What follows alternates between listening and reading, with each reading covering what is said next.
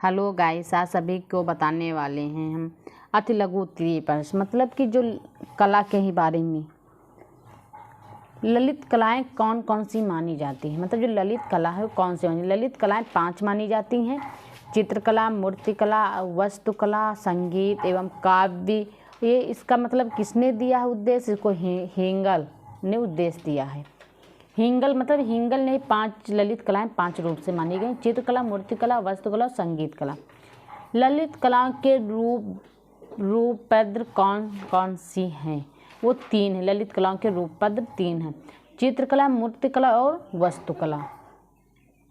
रूपपद कलाओं के मुख्य तत्व कौन कौन से माने गए हैं। जो रूपपद है वो कलाओं में कौन कौन से रूपपद माने गए हैं। रूपपद कलाओं के मुख्य तत्व हैं रेखा, रूप, रंग, पोत, अंतराल।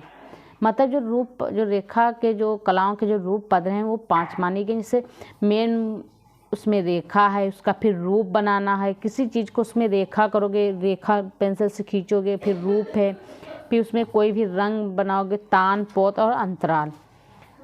आरूपपद कलाओं जैसे संगीत और काव्य का आधार क्या है। जो आरूपपद हैं वो कला के जैसे संगीत का और काव्य का आधार क्या है, वो ध्वनि एवं शब्द है। जो आरूपपद है वो शब्द है, और जो संगीत है उसमें ध्वनि है।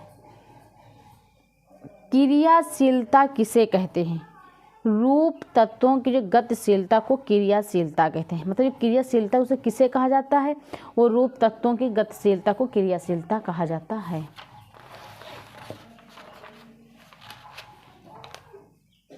इसमें देखो पूछा कि रेखा किसे कहते हैं, मतलब कि बहुत इंपॉर्टेंट क्वेश्चन है कि रेखा किसे कहते हैं। देखो रेखा जो है वो 2 बिंदुओं या 2 सीमाओं की जो बीच की जो दूरी है यह बहुत ही सूक्ष्म होती है, उसे रेखा कहा जाता है। जैसे मतलब कि जो 2 बिंदु से रखा गया हो ऐसे, उसके बाद में ऐसे दोनों तरफ सीमाओं की जो बीच की जो दूरी होती है उसको रेखा कहते हैं।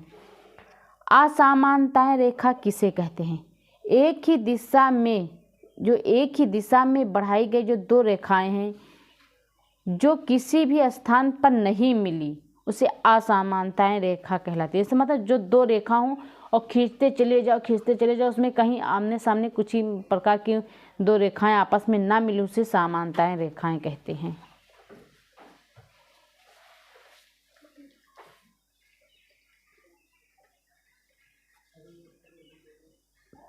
असमानताएं रेखा किसे कहते हैं।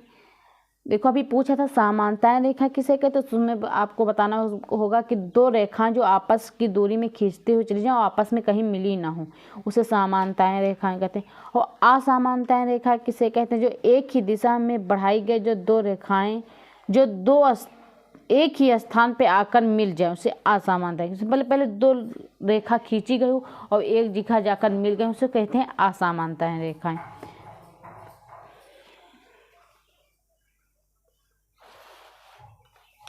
क्रांडिस्की है उस चित्रण विधि बताइए। कला है, वस्तुगत प्रभाव है, फिर प्रभाव का अभिव्यक्तिकरण है, संयोजन है। स्मृति रेखांकन क्या है। किसी भी वस्तु या प्राकृतिक उपादान को प्रत्यक्ष देखे बिना पूर्व देखे हुए आधार पर यथावत चित्रण करना से स्मृति रेखांकन कहलाता है। प्रतिरूपात्मक अंकन किसे कहते हैं। किसी वस्तु या प्राकृतिक उपादान को प्रत्यक्ष देखकर यथावत बनाने का जो प्रयास करना, उसे प्रतिरूपात्मक अंकन कहते हैं।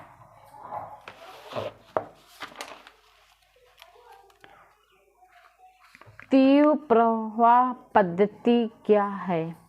जो गतिमय जो लात्मक जो रेखाओं के जो माध्यम से शीघ्रता पूर्वक किया गया जो अंकन है, उसे तीव्र प्रवाह पद्धति कहा जाता है। वस्तु द्वारा प्रकाश में अपने में जो सहमति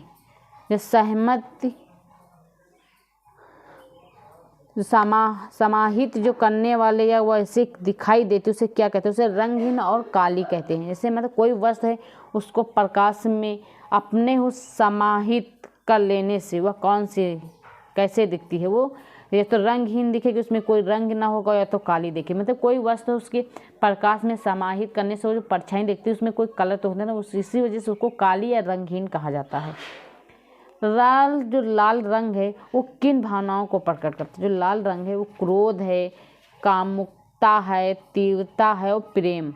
मतलब ये तीन की मतलब 4 चीज़ों को जैसे मतलब लाल रंग है यूज मतलब होता है उसका भावना है कि कोई जो लाल रंग कलर का कोई कपड़ा पहनो उसमें से पता चलता है क्रोध होगा या तीव्रता है, उसमें प्रेम है, कामुकता है।